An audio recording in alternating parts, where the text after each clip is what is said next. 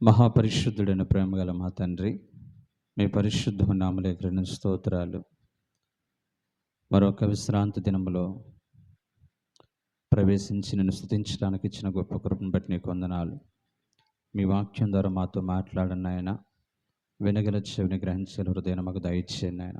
అచ్చెలుపు నన్ను మీ సులుపు చాటును మరుగుపరుచుకుని అయ్యా నీవే సంఘముతో నాతో స్పష్టంగా మాట్లాడమని, వినుచున్న వారికి ఆదరణ, నెమ్మది, ఓదార్పును కలుగు చేయమని యేసు నామమున బట్టి అడుగుచున్నాం తండ్రి, amen. Praise the Lord. Hallelujah, hallelujah. Right. ఈ యొక్క మధ్యాహ్న కాల సమయంలో పరిశుద్ధాత్మ దేవుడు మన కొరకు సిద్ధపరిచిన ఒక విలువైనటువంటి వర్తమానము, సంఘ స్థాపన గూర్చినటువంటి వివరణ మనము ఈ మధ్యాహ్న సమయమందు ధ్యానించే ప్రయత్నం చేద్దాం. మీ పరిశుద్ధమైన బైబిల్ గ్రంథంలో నుంచి నిర్గమకాండము 19వ అధ్యాయము 5-6 వచనాలు ఒకసారి చదువుకుందాం. నిర్గమకాండము 19వ అధ్యాయము 5-6 వచనాలు. కాగా మీరు నా మాటను శ్రద్ధగా విని నా నిబంధనను అనుసరించి నడిచిన యెడల మీరు సమస్త దేశపు జనులలో నాకు స్వకీయ సంపాద్యమగుదురు. దేవునికి స్తోత్రం. హల్లెలూయా. చాలండి. దేవునికి స్తోత్రం. హల్లెలూయా. చదవబడిన లేఖన భాగంలో నుంచి ప్రభు మనతో మాట్లాడును గాక. దేవాతి దేవుడు అబ్రహామును, ఇస్సాకును, యాకోబుని ఆశీర్వదించి వారికి ఒక నిత్య నిబంధన చేసి వాగ్దానము చేసి ఆదికాండము 12వ అధ్యాయంలో మనం చూసినట్లయితే 3వ వచనములో దేవుడు అబ్రహామును పిలిచి అబ్రహాము యొక్క సమర్పణను చూసి, అబ్రహాము దేవుని పట్ల కలిగిన విధేయతను చూసి దేవుడు అబ్రహాముకి అలాగే ఇస్సాకుకి యాకోబుకి వాళ్ళ గర్భమందు పుట్టినటువంటి సంతానాన్ని నాకు స్వకీయ సంపాద్యముగా నేను మార్చుకుంటాను, సమస్త జనముల్లో నుంచి వారు నాకు ప్రత్యేకమైన ప్రజగా, నాకు సొత్తైనటువంటి ప్రజగా ఉంటారని దేవుడు విలువైన వాగ్దానాన్ని ఇశ్రాయేలు గూర్చి చక్కని నిబంధన చేసినట్లుగా మనం చూడగలుగుతున్నాం. అయితే ఈ మధ్యాహ్న కాల సమయమందు ఈ యొక్క దేవుడు ఏర్పరచుకున్నటువంటి ఇశ్రాయేలు సర్వ సమాజాన్ని బట్టి దేవుడు ఎలాంటి ఉద్దేశములు కలిగి ఉన్నాడు, ఈ రోజున మనమందరము కూడా చెప్పుకుంటున్నటువంటి సార్వత్రిక సంఘానికి దేవుడు సొత్తైన ప్రజగా ఏర్పరచుకున్నటువంటి వారితో సరైనటువంటి పోలికని దేవుడు అంగీకరిస్తున్నాడా? లేదు. ఈ రోజున సంఘము అనే మాట గ్రీక్ భాషలో ఎక్లేషియా అనగా ప్రత్యేకించబడిన జనాంగము, లోకముల నుంచి భయంకరమైనటువంటి ప్రతికూలమైనటువంటి దాస్యత్వంలో నుంచి నాకంటూ ఒక ప్రజని ప్రత్యేకంగా ఏర్పరచుకున్నాను, ఆ యొక్క ప్రజ నాకు సంఘముగా దేవుడు నియమించుకున్నట్లుగా, దేవుడు సంఘముగా సంబోధిస్తున్నట్లుగా మనకు అక్కడ కనిపిస్తూ ఉంటుంది. దయచేసి ఈ యొక్క ఉదయకాల సమయంలో గడిచిన వారం చెప్పినటువంటి ప్రసంగానికి అది ముందుకు నడిపించే ప్రయత్నం చేస్తూ ఉంటున్నాను. అపోస్తుల కార్యములో సంఘ స్థాపన గూర్చినటువంటి వివరణ మీకు చెప్పే ముందు అసలు సంఘ స్థాపన గూర్చినటువంటి ఒక ప్రత్యేకమైన చరిత్రను గురించి మనం జ్ఞాపకం చేసుకోవడానికి ప్రయత్నం చేద్దాం. దేవుడు ఈ భూమి మీద తనకంటూ ఒక ప్రత్యేకమైన ప్రజని, ఒక జనాంగాన్ని సమస్త జనుల్లో నుంచి, అన్యజనుల్లో నుంచి సైతము దేవుడు తనకంటూ ఒక ప్రత్యేకమైనటువంటి సంఘముగా దేవుడు నియమించుకోవాలనేటువంటి ఆయన యొక్క అనాది సంకల్పన ఉద్దేశంని మనం చూసినట్లయితే బైబిల్ చరిత్రలో మనం చూసినట్లయితే అపోస్తుల కార్యములు 15వ అధ్యాయం, ఎఫెసీ రాసిన పత్రిక 3వ అధ్యాయము 9వ వచనాన్ని ఒకసారి చూద్దాం. ఎఫెసీ రాసిన పత్రిక 3వ అధ్యాయము 9వ వచనం. ఎఫెసీ రాసిన పత్రిక 3వ అధ్యాయం 9వ వచనం. అయినను జగత్ పునాది వెయ్యబడక ముందే ఈ దేవుని సమాజం, దేవుని యొక్క మనసులో సంకల్పము, దేవుని యందు పూర్వకాలము నుండి మరుగయ్యుండెను అనేటువంటి అర్థాన్ని ఇస్తూ ఉంటుంది. అలాగే రోమిలకు రాసిన పత్రిక 16వ అధ్యాయము 25, 26 వచనాలు మనం చూసినట్లయితే అది అనాది నుండి రహస్యముగా నుంచబడిన ఇప్పుడు అది ప్రత్యక్షపరచబడినటువంటి మర్మం.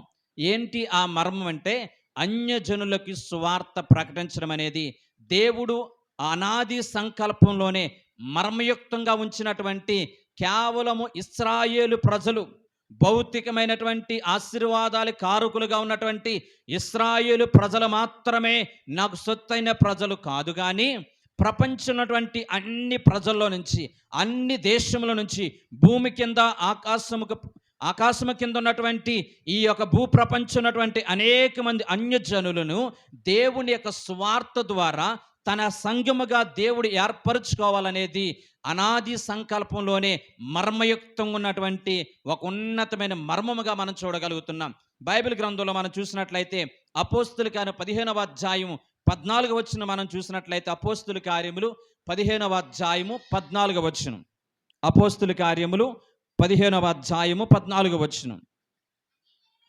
అన్యజనుల్లో నుండి దేవుడు తన నామము కొరకు ఒక జనమును ఏర్పరుచుకుని అది ఎలాగూ దేవుని మొదట కటాక్షించును. అన్యజనుల్లో నుంచి దేవుడు ఒక జనాంగాన్ని ప్రత్యేకపరుచుకుని, దేవుడు ఒక ప్రత్యేకమైనటువంటి ప్రజని ఏర్పరుచుకుని దాన్ని సంఘము అనేటువంటి ప్రస్తావన ఇచ్చినట్లుగా ఈ యొక్క మాట మనకు కనిపిస్తూ ఉంటుంది.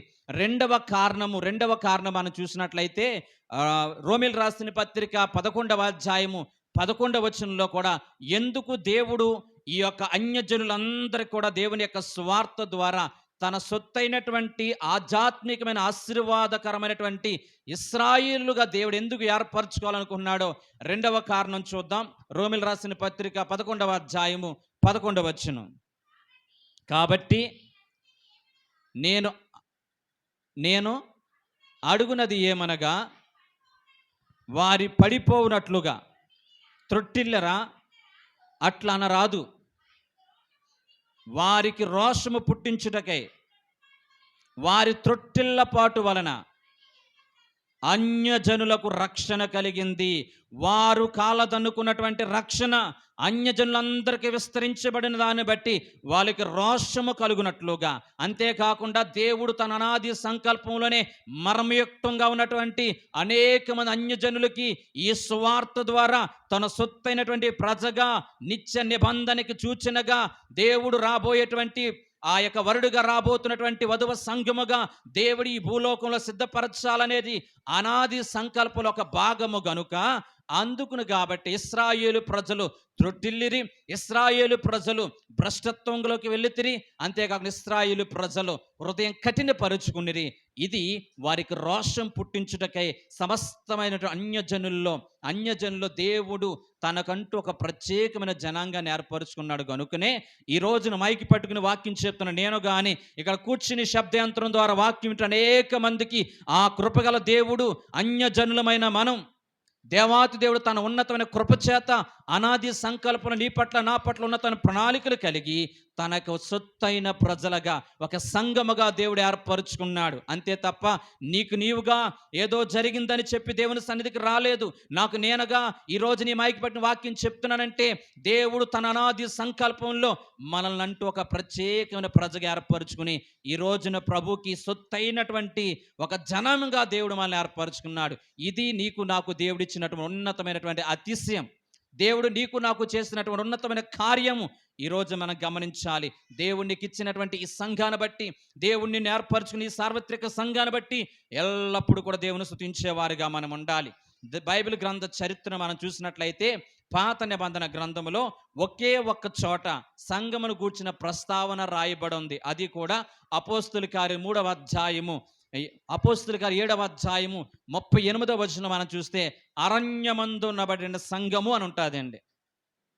ఇశ్రాయేలు ప్రజల ఆధ్యాత్మిక యాత్ర ముందుకు సాగుతున్న సమయంలో సినాయి అనే పర్వతం దగ్గరికి వచ్చారు. ఆ సినాయి పర్వతం దగ్గరికి దేవాతి దేవుడు మోషే ద్వారా ఇశ్రాయేలు ప్రజలందరితో మాట్లాడుతున్నప్పుడు అక్కడ రాయబడిన మాట అరణ్యమందున్న సంఘము, అరణ్యమందున్న సంఘము అనేటువంటి ఆ మాట అక్కడ రాయబడి ఉంది. అయితే దేవుడు తన అనాది సంకల్పంలో ఆయన అందరికీ దేవుడు, కొందరికి దేవుడు కాదు. ఒక దేశానికి, ఒక కులానికి, ఒక మతానికి దేవుడు కాదు. అందరికీ దేవుడు, అన్యజనులు సైతము ఆయన కనికరించేవాడు అని చెప్పడానికి దేవుడు ఆయా సందర్భాలలో, ఆయా పరిస్థితుల్లో దేవుడు చేసినటువంటి ఉన్నతమైనటువంటి కార్యాలు మనం చూసినట్లయితే అద్భుతమనిపిస్తూ ఉంటుంది. మనందరికీ తెలిసిన చరిత్ర బైబిల్ గ్రంథంలో మోషే ఐగుప్తు దేశానికి ప్రధానిగా మారవలసిన మోషే కొన్ని అనిర్వీయ కారణాలు బట్టి ఆ ఫరో దగ్గర నుంచి పారిపోయినట్లుగా మనకు తెలుసు చరిత్ర. అవన్నీ కూడా ఇప్పుడు చెప్పుకోవడానికి సమయము కాదు. అయితే ఇతడు పారిపోతూ మిద్యాను అనే అరణ్యంలోకి వెళ్ళాడు. ఆ మిద్యాను అరణ్యంలోకి వెళ్ళిన తర్వాత 40 సంవత్సరాల పాటు ఆ యొక్క మందని మేపుకుంటూ బ్రతుకుతున్నటువంటి ఆ సందర్భంలో అక్కడ ఆ యొక్క ఒక వ్యక్తి అయినటువంటి ఇత్రో అనేటువంటి వ్యక్తి తన కుమార్తె అయిన సిప్పోరాని అన్యజనురాలు, కూషి దేశానికి సంబంధించినటువంటి స్త్రీ, నల్ల జాతికి సంబంధించినటువంటి, ఆఫ్రికా ఖండానికి సంబంధించినటువంటి ఈ యొక్క వ్యక్తిని, ఈ కూషి దేశస్తురాలని సిప్పోరానిచ్చి అయ్యాక మోషేకి వివాహం చేశారు. మోషేకి వివాహం చేసిన తర్వాత ఈ యొక్క సిప్పోరా అన్యజనురాలైనప్పటికీ కూడా ఈ యొక్క హెబ్రీడ్ అనేటువంటి మోషేని వివాహం చేసుకున్న తర్వాత తన జీవితంలో ఒక ఉన్నతమైనటువంటి మార్పు కలిగి లోకరక్షకుణ్ణి ఈమె తెలుసుకుని ఈ యొక్క సేవా పరిచర్యలో, ఈ యొక్క మోసే చేసేటువంటి నాయకత్వ పరిచర్యలో సంపూర్ణంగా సహకరించినట్లుగా అన్యజనురాలైనటువంటి ఈ యొక్క సిప్పోరాకి దేవుడు ఉన్నతమైన కృపించినట్లుగా ఈ సారూప్యత లేదా సాదృశ్యమైనటువంటి అన్యజనుల సువార్తకి సాదృశ్యంగా ఉంది. ఈ సిప్పోరా మారు మనసు పొందిన తర్వాత ఈ యొక్క మోషేకి చక్కగా సహకరించడమే కాకుండా ఎన్నో విమర్శలు వచ్చినాయి. మోషే అన్నైన అహరోను ద్వారా కావచ్చు, మోషే అక్క అయినటువంటి మిరియాము ద్వారా కావచ్చు, ఈ యొక్క సిప్పోరాకి అనేక రకాలైనటువంటి ఇబ్బందికరమైన పరిస్థితులు వచ్చినా దేవుని ప్రేమను తెలుసుకున్నటువంటి ఈ యొక్క సిప్పోరా మోషేతో నడిచినట్లుగా, మోషేతో ముందుకు అడుగులు వేసినట్లుగా చరిత్ర మనకు చెప్పబడుతూ ఉంది. అంటే ఒక దేవుని యొక్క ప్రజలకి, దేవునికి అన్యజనుల పట్ల ఉన్న తన ఉద్దేశములు ఎంత గొప్పవో ఈ చరిత్ర మనకు తెలుస్తూ ఉంటుంది. ఆ తర్వాత మనం చూసినట్లు రెండవదిగా భక్తుడైనటువంటి గొప్ప నీతిమంతుడిగా జీవించినటువంటి యోసేపు, ఐగుప్తు దేశంలో ప్రధానిగా మార్చబడినటువంటి యోసేపు తన జీవితంలో వివాహ సమయం వచ్చినప్పుడు పోతీఫర్ యొక్క కుమార్తెని మోషేకి యొక్క యోసేపుకి భార్యగా ఇచ్చినట్లుగా మనం చూడతాం. ఆమె పేరు అనసేతు. ఈమె తన యొక్క కృపని, దేవుని యొక్క కృపను పొందుకొని అన్యజనురాలైనప్పటికీ కూడా ఈ యొక్క యోసేపుతో చక్కగా సహకరించి ఒక ఉన్నతమైనటువంటి జీవితాన్ని జీవించినట్లుగా మనం చూడగలుగుతున్నాం. ఈరోజు మనం చెప్పుకునేటువంటి ఇశ్రాయేలు ప్రజలందరికీ కూడా 12 గోత్రాలలో 2 గోత్రాలు, మనష్షే ఎఫ్రాయిము గోత్రాలు ఈ యొక్క యోసేపుకి ఇచ్చిన భార్యను బట్టి దేవుడు అనుగ్రహించినట్లుగా మనం చూడగలుగుతున్నాం. దేవుని నమ్ముకున్నటువంటి బిడ్డ అన్యజనురాలైనటువంటి ఈమెకి దేవుని కృపా వాత్సల్యత చూపించినట్లుగా మనం చూడగలుగుతున్నాం. ఆ తదుపరి కాలంలో మనమందరికీ తెలిసినటువంటి చరిత్ర రూతు గ్రంథం గురించి మనకు తెలుసు. రూతు అన్యజనురాలు, మోయాబు దేశస్తురాలు. అలాంటి రూతుని ఈ యొక్క బోయాజు వివాహము చేసుకుని అన్యజనురాలైనటువంటి ఈమెకి రక్షణ భాగ్యాన్ని అనుగ్రహించినట్లుగా మనం చూడగలుగుతూ ఉంటున్నాం. షాబా దేశపు రాణిని గూర్చి కూడా మత్తయి శుభవార్తలో ఒక ప్రత్యేకమైనటువంటి మాట, షాబా దేశపు రాణి ఆ యొక్క సొలొమోను చెప్పిన జ్ఞానాన్ని బట్టి ఆమె తన జీవితంలో దేవుని యొక్క గొప్పతనం తెలుసుకున్న కారణాన్ని బట్టి ఆమె మనందరూ కూడా విమర్శన చేసే కాలంలో ఆమె నిలబడతాదని చెప్పి నినివే పట్టణస్థులు కూడా యోనా చెప్పినటువంటి ఆ యొక్క మాటను బట్టి అన్యజనులైనటువంటి యొక్క నినివే ప్రాంతీయులందరూ కూడా మారు మనసు పొంది దేవుని రక్షకునిగా అంగీకరించినట్లుగా, పశ్చాత్తాపనట్లుగా చూడగలుగుతున్నాం. కాబట్టి వాళ్ళు కూడా న్యాయ విమర్శనలో మనకు తీర్పు తీర్చబోతున్నారని చెప్పి మత్తయి శుభవార్తలో చక్కగా చెప్పింది. ఇవన్నీ కూడా ఎందుకు చెప్తున్నానంటే అన్యజనుల పట్ల దేవునికి అనాది సంకల్పంలోనే ఒక ప్రత్యేక ఉద్దేశం ఉంది. ఆయనకు ఒక ప్రాంతం లేదు, ఆయనకి ఒక జాతి లేదు, ఆయనకి ఒక ప్రత్యేక దేశం లేదు. ఆయన అందరికీ దేవుడు అనడానికి ఇది నిదర్శనమై ఉంది. ఇలా విధంగా ముందుకు సాగిపోతుంటుంటే క్రొత్త నిబంధన గ్రంథంలోకి వచ్చేసరికి మత్తయి శుభవార్త 16వ అధ్యాయం 18వ వచనంలో ఈ సంఘము అనే మాట ప్రస్తావించబడుతుంది. యేసుక్రీస్తు ప్రభువారు 33.5 సంవత్సరాల పాటు సువార్త ప్రకటించారు. ఆయన 3.5 సంవత్సరాల పాటు ఆయన సువార్త అందించారు. 33.5 సంవత్సరాల పాటు ఆయన ఈ లోకంలో జీవించారు. ఎక్కడా కూడా ఆయన సంఘ స్థాపన చేసినట్లుగా మనకి తెలియట్లేదు. ఆయన ఈ లోకానికి వచ్చి దేవుని రాజ్య వ్యాప్తి కొరకు ఒక మనిషి ఎలా బ్రతకాలి, ఎలా బ్రతకూడదని చెప్పి ఆయన ఉన్నతమైనటువంటి మార్గాన్ని చూపించి వెళ్ళాడు. ఆయన ఈ లోకాన్ని విడిచి పరలోకానికి ఆరోహణమైపోతున్నప్పుడు ఆయన చెప్పినటువంటి విలువైన మాట, పరిశుద్ధాత్మ దేవుడు మిమ్మల్ని బలపరుస్తాడు, అప్పుడు మీరు యూదా, సమరయ, బూదిగంతం వరకు విస్తరిస్తారని చెప్పి ఒక వాగ్దానం చేసి ఆయన ఆరోహణమైపోయారు. ఆయన మెస్సయ్యగా వచ్చాడు. దేవుని రాజ్య వ్యాప్తిని విస్తరింప చేయడానికి, భూలోకంలో దేవుని యొక్క రాజ్యమును గూర్చి అనేక విషయాలు బోధించడానికి ఆయన వచ్చి ఆయన ఆరోహణమైనట్లుగా మనం చూడగలుగుతున్నాం. ఆ తర్వాత కాలంలో యేసు ప్రభువారు ఈ లోకంలో ఉన్నప్పుడు సంఘాన్ని గూర్చి ప్రత్యక్షంగా మాట్లాడలేదు. కానీ అక్కడ రాయబడిన మాట ఏంటో తెలుసా? అక్కడ ఉన్నటువంటి పేతురును పిలిచి, పేతురు బలహీనుడని తెలుసు, పేతురు ఆయన కాదని చెప్పి బొంకుతాడని తెలుసు, అయినప్పటికీ కూడా దేవుడు ఉన్నతమైన ఉద్దేశములు పేతురు పట్ల కలిగి ఉండి, పేతురు నీవు రాయివి, చిన్న రాయివని నీ ద్వారా ఈ బండ మీద సంఘాన్ని కడతాను. ఆ బండ క్రీస్తు. ఆ క్రీస్తు అనేటువంటి బండ మీద నేను సంఘాన్ని కట్టానని లేదు, నేను కట్టుచున్నాను అని లేదు, కట్టబోచున్నాను.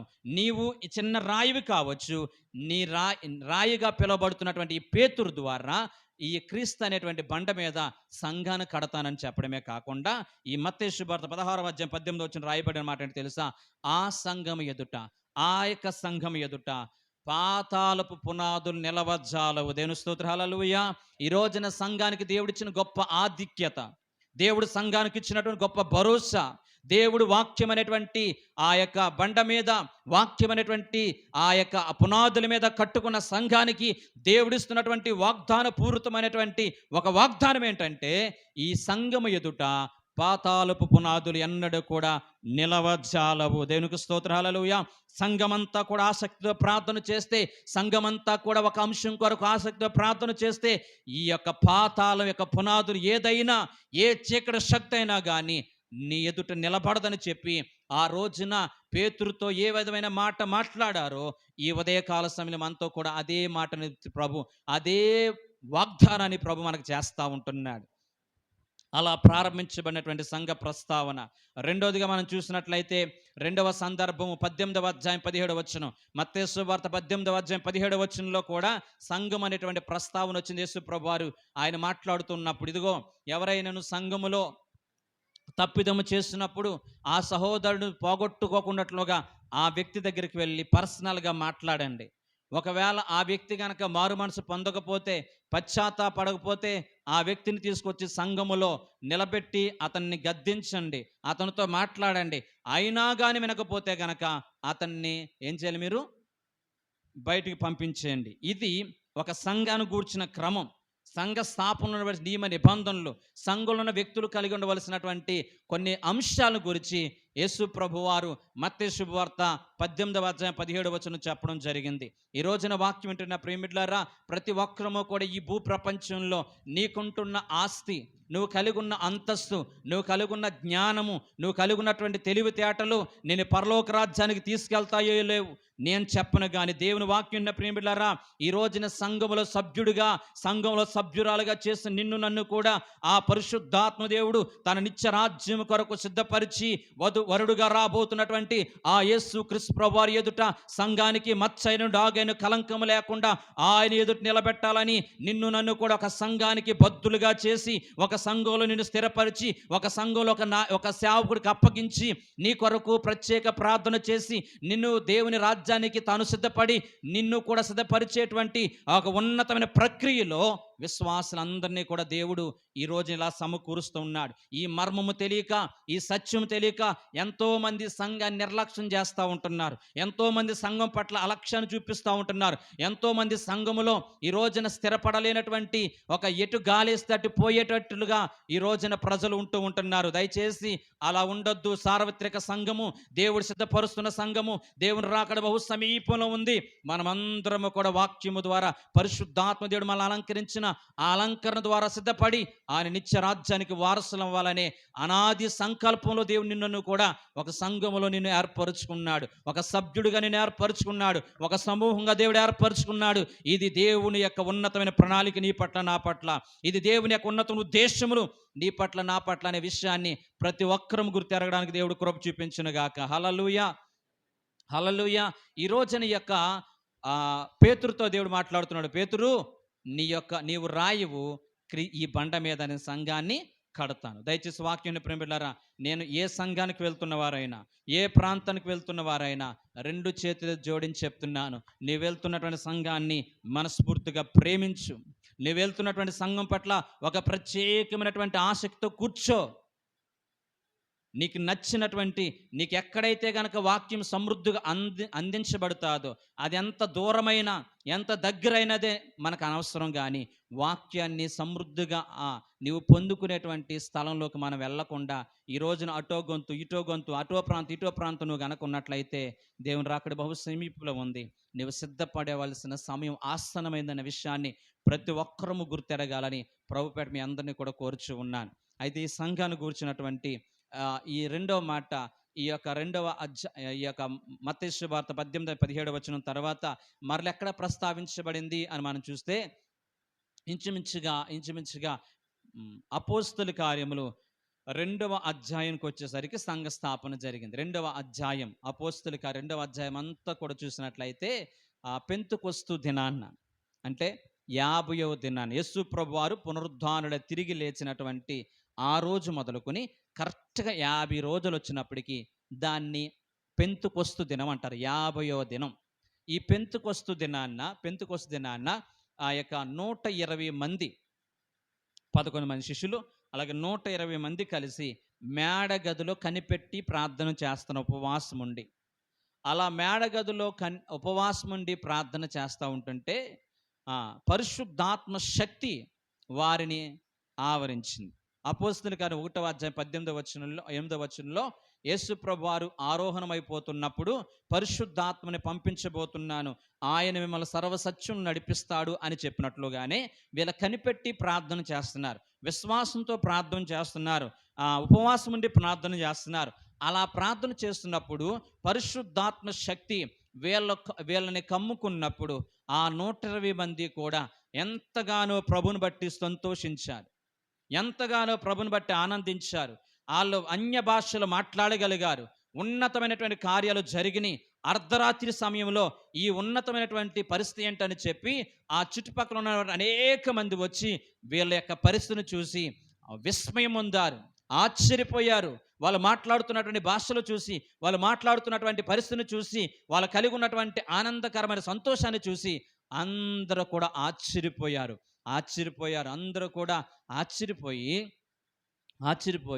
అందులో చాలామంది మారు మనసు పొంది రక్షణ పొంది ఆ సమాజంలో చేర్చబడ్డారంటే, మారు మనసు పొంది రక్షణ పొంది సమాజంలో చేర్చబడ్డారంట.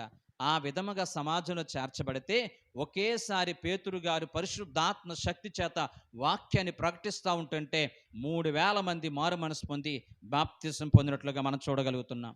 తర్వాత 5000 మంది. ఈ విధంగా పరిచర్య విస్తరిస్తూ ఉంటుంది. పరిచర్య అనేక ప్రాంతాలకు విస్తరిస్తూ ఉంటుంది. సంఘముగా ఏర్పరచబడినటువంటి ఈ సంఘస్థులు అందరూ కూడా గ్రీసు దేశస్థుడని లేడు, యూదుడని లేడు, ఉన్నవాడని లేడు, పేదవాడని లేరు, అందరూ కూడా సమిష్టిగా బ్రతుకుతున్నారు. ఒక ప్రత్యేక ఐక్యతగా బ్రతుకుతున్నారు. తారతమ్యాలు లేకుండా బ్రతుకుతున్నారు. ఒక దేవుని నామాన్ని ప్రకటిస్తూ ఉంటున్నారు. వీళ్ళ కలిగి ఉన్న ఐక్యతని, వీళ్ళ కలిగి ఉన్న ఆనందకరమైన వాతావరణాన్ని, వాళ్ళు కలిగి ఉన్న నిస్వార్థమైన మనసుని, వాళ్ళు కలిగి ఉన్నటువంటి స్వార్థం లేని బుద్ధిని చూసి అనేక మంది ఆశ్చర్యపోయి, అనేక మంది ఈ దేవుని యొక్క సంఘం మాకు కావాలి, ఈ పరిశుద్ధాత్మ దేవుని యొక్క నడిపి మాకు కావాలని చెప్పి అప్పటికప్పుడే మారు మనసు పొంది సంఘంలో చేర్చబడుతూ ఉంటున్నారు. అలా సంఘం విస్తరిస్తూ ఉంటుంటే చూడండి, దేవుని ప్రణాళికలు సంఘం పట్ల ఎలా ఉన్నాయో. అలా సంఘం విస్తరిస్తూ ఉంటుంటే కేవలం యెరూషలేము ప్రాంతంలో మాత్రమే వీళ్ళు ఆరాధించుకుంటూ వీళ్ళకి సంతోషపడుతూ ఉంటుంటే, పరిశుద్ధాత్మ దేవుని యొక్క ఆలోచన సంఘం కేవలం యెరూషలేమునికి పరిమితం కాకూడదు. సంఘం ఒక ప్రాంతానికి, ఒక జాతికి, కులానికి పరిమితం కాకూడదు. భూదిగంతంలోకి విస్తరించాలనే దేవుని యొక్క ప్రణాళిక కనుక అప్పుడే జరిగినటువంటి ఒక సంఘటన మీకు అందరూ కూడా తెలుసు. స్టెఫెన్ గారు వాక్యం ప్రకటిస్తూ ఉంటుంటే అనేక మంది ఆ వాక్యాన్ని తప్పుపట్టి ఆయన రాళ్ళు రువ్వి చంపాలని చెప్పి పరిసయ్యులు, అనేక మంది అసూయపరులు ఈ యొక్క స్టెఫెన్ గారిని రాళ్ళు రువ్వి చంపే ప్రయత్నం చేస్తూ ఉంటున్నారు. ఆ రాళ్ళు గాయాలు పడుతూ ఉంటుంటే మోకాళ్ళ మీద ఆని ఆయన ప్రార్థన చేస్తున్నాడు. దేవా, ఈ తప్పిదం వీళ్ళ మీద మోపొద్దు, వాళ్ళు తెలియక చేస్తున్నారని చెప్పి యేసు ప్రభువారు ఏ విధంగా అయితే కలువరిశిల్లో ఆయన క్షమాపణ గురించి ప్రార్థన చేశారో, అదే విధముగా ఈయన కూడా, స్టెఫెన్ గారు కూడా అందరి కోసం కన్నీరు విడిచి ప్రార్థన చేస్తున్నారు. ఒక వ్యక్తి పరిశుద్ధాత్మ చేత నింపబడి సంఘంలో చేర్చబడితే ఆ వ్యక్తికి ఉండే మనస్తత్వం ఏంటో తెలుసా? పగ తీర్చుకోవాలనే తలంపు ఉండదు.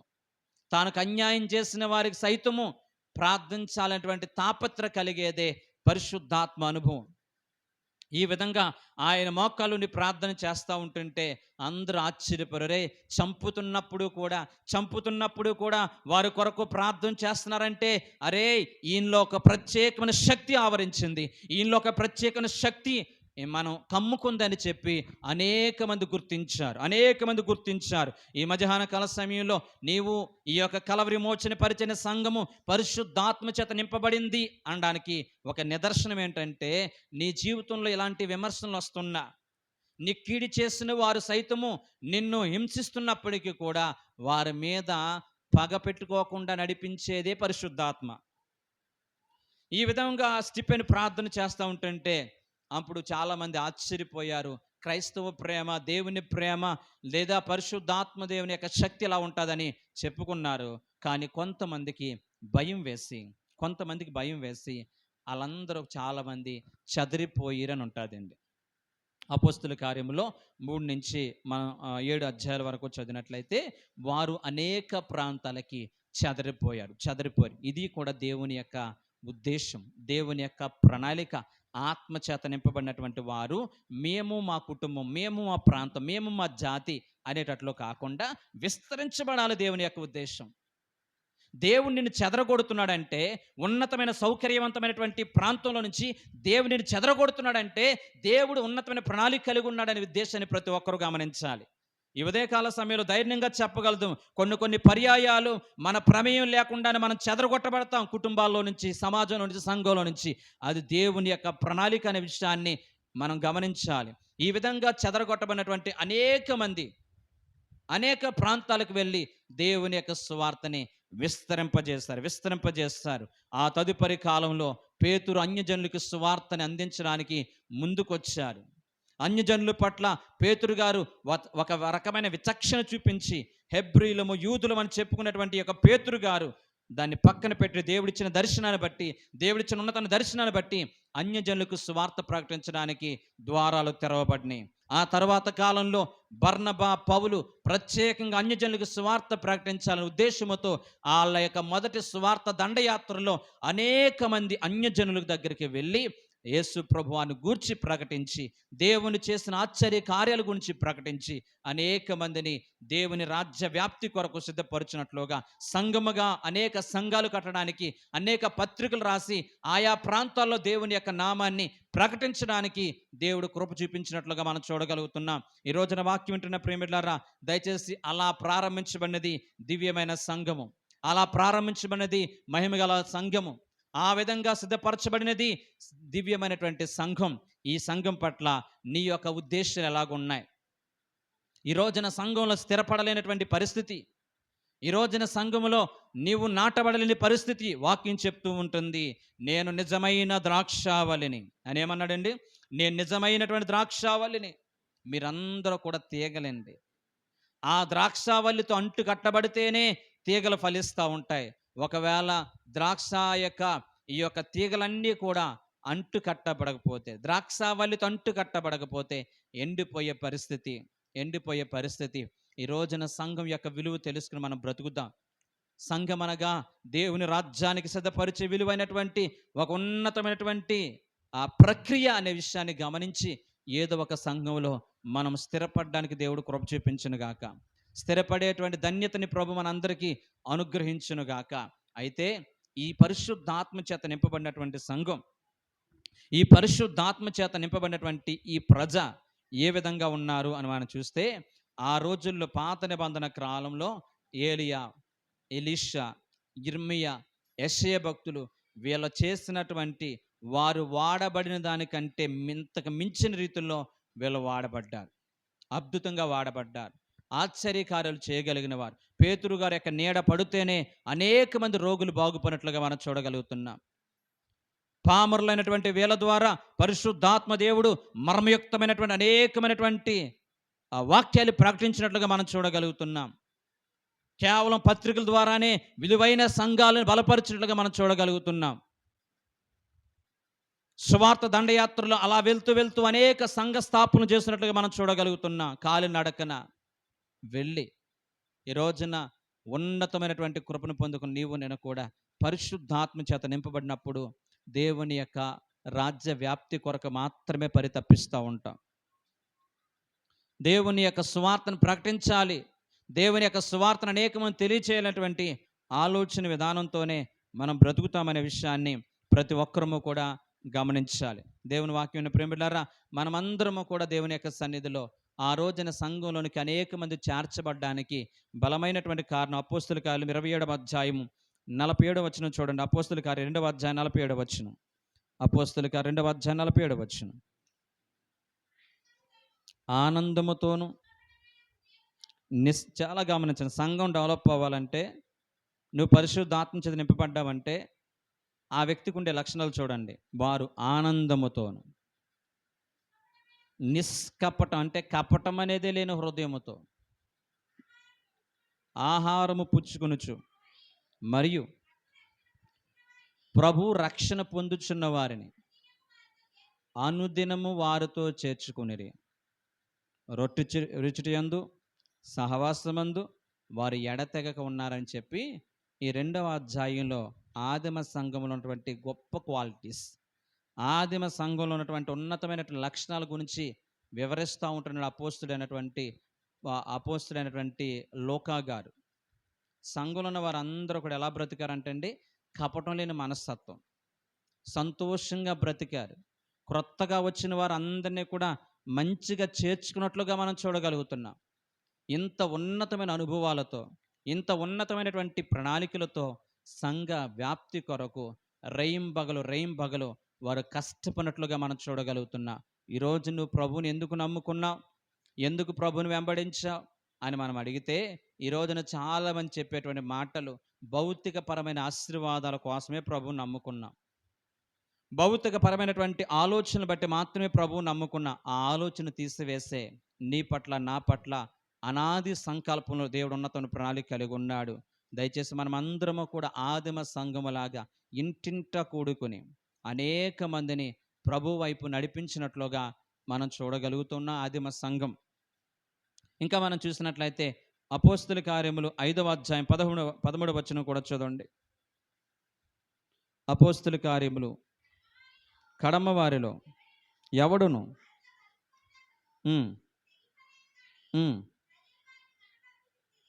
ప్రజలు వారిని ప్రైజులు హల్లెలూయా హల్లెలూయా రైట్ ప్రజలు వారిని గణపరచుండేరు. పురుషులు స్త్రీలు అనేకులు మరి ఎక్కువగా విశ్వాసులై ప్రభు పక్షాన చేరిరి. ప్రైజులు హల్లెలూయా. సంఘాన్ని చూసి భయం పట్టుకుంటుంది. అలా ఒకనొక చోట రాయబడి ఉంటుంది, భూమిని తలకిందులుగా చేసేవారు వీళ్ళు అని చెప్పి ఆదిమ సంఘాన్ని గురించి ఒక విలువైనటువంటి సాక్ష్యం వస్తూ ఉంటుంది. అక్కడ ఉన్నటువంటి అనేక మంది సంఘాన్ని చూసి ఏం కలిగిందంటే వాళ్ళకి, సంఘంలో ప్రజలు వారిని గణపరిచుండేరి. సంఘానికి వచ్చిన ప్రతి ఒక్కరిని కూడా ప్రజలు ఏం చేయాలంటే అండి, ఏం చేయాలి?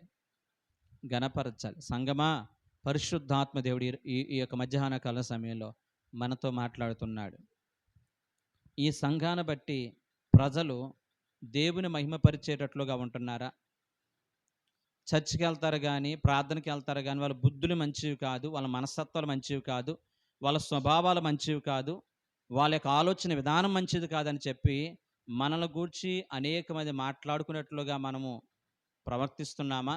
లేదా సంఘానికి వెళ్ళేటువంటి వాళ్ళ పరిస్థితి వేరు, సంఘంలో ఉన్నటువంటి వాళ్ళ యొక్క స్వభావాలు వేరు, వాళ్ళ మనస్తత్వాలు వేరని చెప్పి అనేక మంది ప్రజలు మనకి దేవుని బట్టి, సంఘాన్ని బట్టి సాక్ష్యం ఇవ్వడానికి దేవుడు అటువంటి కృప ఈ దీన సంఘానికి దేవుడు అనుగ్రహించునుగాక. ఆమేన్, హల్లెలూయా.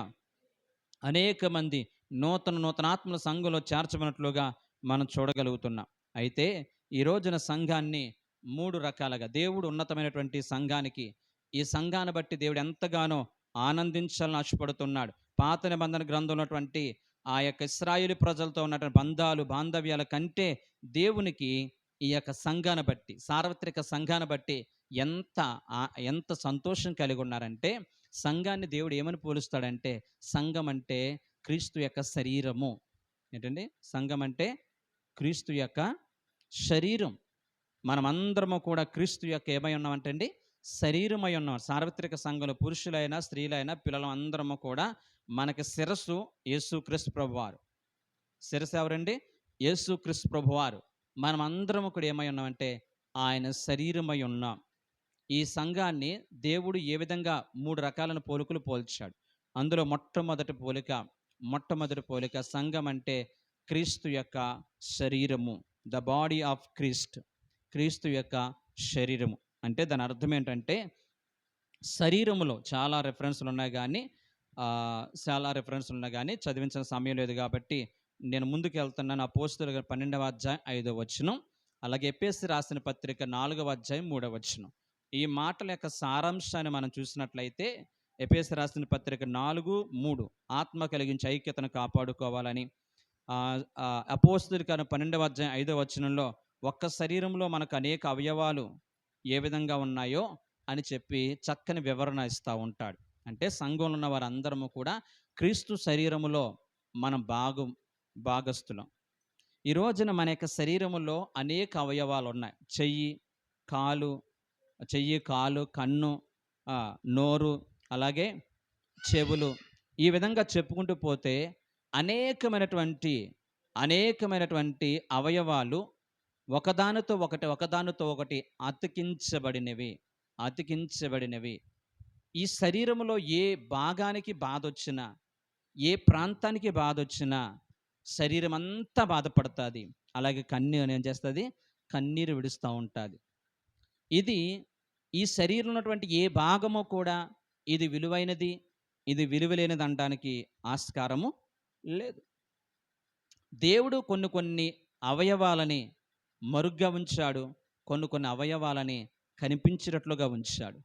దేవాతి దేవుని యొక్క సంఘములో, సార్వత్రిక సంఘములో నువ్వు క్రీస్తు శరీరముగా పిలువబడుతున్న మనం అందరము కూడా కొన్ని పర్యాయాలలో దేవుడు మనల్ని గణపరుస్తూ ఉంటాడు. కొన్ని సందర్భాల్లో దేవుడు మనల్ని మరుగు చేస్తూ ఉంటాడు. అయినప్పటికీ కూడా మనం అందరము కూడా శరీరంలో భాగస్థులమనే భావన కలిగి ఉండాలి తప్ప, నేను చేయ గొప్ప, నా నోరు నోరు గొప్ప, నేను బాగా ఆలోచిస్తుంది నా తల గొప్ప, లేకపోతే నేను బాగా నడవగలుగుతున్న కాలు గొప్ప, అంతేకాకుండా నేను బాడీకి కావలసిన ఆహారం సప్లై చేస్తున్నటువంటి ఉదరము గొప్ప, ఎక్కడా కూడా మాట్లాడుకోదు. ఈ రోజున సంఘంలో ఉన్న ప్రతి ఒక్కరూ కూడా, నీ శరీరంలో ఉన్నటువంటి ప్రతి అవయవం కూడా ఒకదానికి ఒకటి ఏ విధంగా సహకరిస్తూ ఉంటుందో, సంఘంలో ఉన్న ప్రతి ఒక్కరూ కూడా వేరు అవయవాలనే భావన కలిగి ఒకరినొకరు ఏం చేసుకోవాలండి? ప్రోత్సాహపరుచుకోవాలి, ఒకరినొకరు సహించుకోవాలి, ఐక్యతను కాపాడుకోవాలి, ప్రేమ బంధాలు పెంపొందింపజేసుకోవాలి, ఒకరికంటే ఒకరు ఘనంగా ఎంచుకోవాలి. ఇవన్నీ కూడా వాక్యాధారాలు ఉన్నాయి. రెఫరెన్స్లు ఇవ్వడానికి సమయం లేదు కనుక నేను ముందుకు వెళ్తున్నాను. దేవుని వాక్యం చెప్పినప్పుడు సంఘం అంటే మీరు ఆ సమస్య అనుకుంటున్నారు.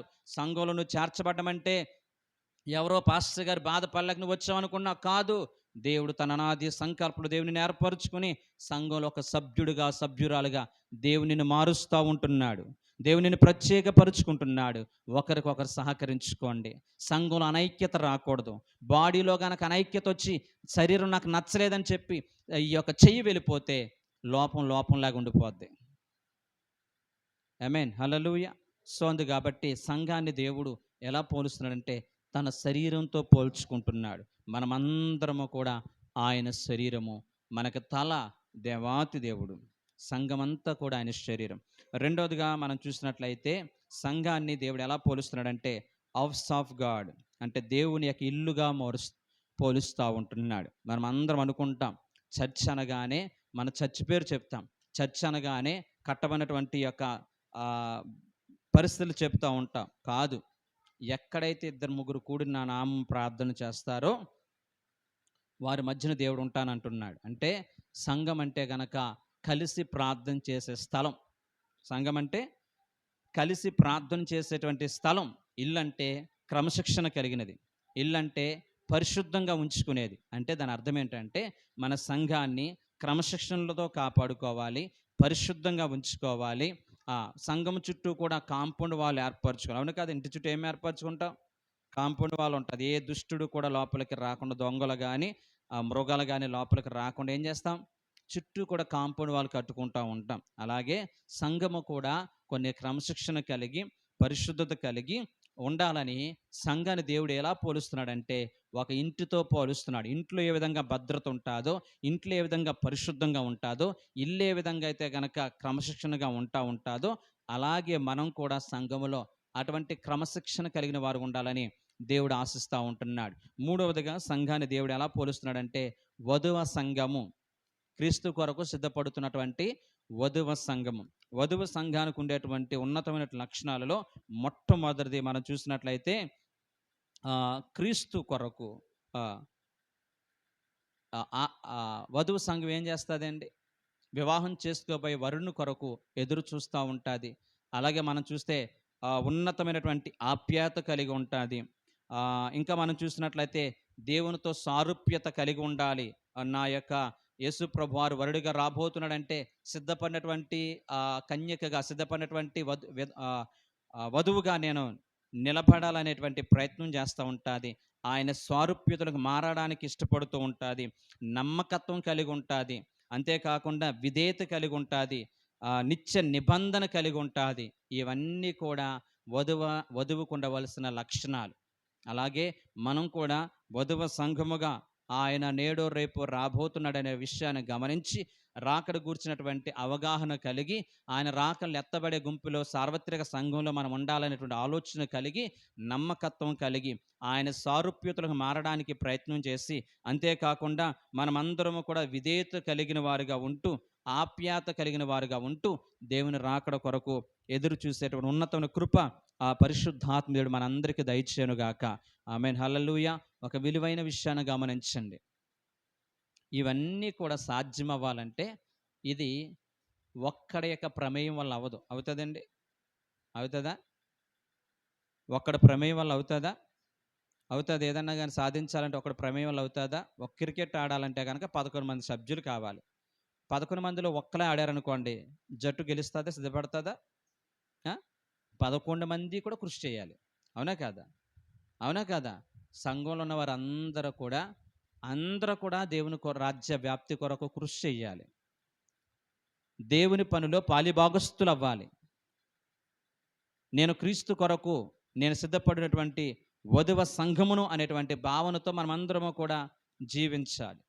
నేను క్రీస్తు శరీరంలో ఒక అవయవాన్ని ఐక్యతను కాపాడుకుని సమిష్టిగా పనిచేయాలి అనే భావన కలిగి ఉండాలి. ఇలాంటి ఆలోచన కలిగి ఉన్నప్పుడు మాత్రమే మనమందరము కూడా సిద్ధపడడానికి అవకాశం ఉంటుందనే విషయాన్ని ప్రతి ఒక్కరూ గమనించండి. అయితే సంఘంలో ఉన్నటువంటి అనేక మందికి అపోస్తలుడైన పౌలు గారు హెబ్రీయులు రాసిన పత్రికలో ఆయన ఇచ్చిన హెచ్చరిక ఒక చదివి నేను ముగించే ప్రయత్నం చేస్తాను. హెబ్రీయులు రాసిన పత్రిక 10వ అధ్యాయం 25వ వచనం. హెబ్రీయులు రాసిన పత్రిక 10వ అధ్యాయం 25. కొందరు మానుకొనుచున్నట్లుగా సమాజముగా కూడుకునుట మానక ఒకరిని ఒకడు హెచ్చరించుకొనుచు ఆ దినము సమీపించుట మీరు చూచిన కొలది మరి ఎక్కువగా అలాగు చేయొచ్చు ప్రేమ చూపించుటకును సత్కార్యము చేయుటకును ఒకరినొకరు పులుకొలుపుకుంటగాను ఆలోచించుడి. ప్రైజ్ ది హల్లెలూయా. హల్లెలూయా. దేవుని రాకడ బహు సమీపంలో ఉందనే విషయాన్ని గమనించి కొందరు మానుకున్నట్లుగా, ఇప్పుడు చాలామంది మానేస్తూ ఉంటున్నారు. కొందరు మానుకున్నట్లుగా సమాజంగా కూడుకున్నట్టు మానొద్దు. ఆ దినము సమీపించే కొలది మరి ఎక్కువగా ఒకరినొకరు పురుకొల్పుకుంటూ, ఒకరినొకరు హెచ్చరించుకుంటూ, ఒకరికంటే ఒకరు ఘనంగా ఎంచుకుంటూ, దేవుని రాజ్యంలో మనం అందరము కూడా పాలుభాగస్తులు అవ్వి ఒక సంఘంగా కట్టబడాలనేది దేవుని యొక్క ఉద్దేశము. దయచేసి వాక్యం ప్రేమ బిడ్డలారా, ప్రతి ఒక్కరూ కూడా నీ జీవితంలో ఏది కోల్పోయినా పర్వాలేదు కానీ ఏదో ఒక సంఘ సహవాసాన్ని మాత్రం మనం కోల్పోకూడదు. సంఘాన్ని హత్తుకుని బ్రతుకుదాం, సంఘాన్ని హత్తుకుని జీవించే ప్రయత్నం చేద్దాం, నిత్య రాజ్యానికి వారసులం అవుదాం. అటువంటి కృపా పరిశుద్ధాత్మని మన అందరికీ దయచేయను గాక. మోకరించిన అందరూ కూడా ప్రార్థన చేసుకుందాం. అందరూ కూడా మోకరించండి. మమ్మల్ని మిక్కిలిగా ప్రేమించిన మా ప్రియ పరలోకపు తండ్రి, సంఘ స్థాపన గురించి అనేక విషయాలు మాతో మాట్లాడారు. ఈ రోజున సంఘమే, పరిశుద్ధాత్మ దేవుడే దేవుని రాజ్యానికి సిద్ధపరిచేవాడని మేము విశ్వసించడానికి కావలసిన కృప దయచేయమని, విన్న వాక్యాన్ని నీరు కట్టి ఫలింపచేయమని, వినుచున్న వారికి ఆదరణ కలిగేటట్లుగా, సంఘాన్ని గూర్చి ప్రతి ఒక్కరూ ఆలోచించేటట్లుగా మీరు కృప చూపించమని యేసు నామమున బట్టి అడుగుచున్నాం తండ్రి.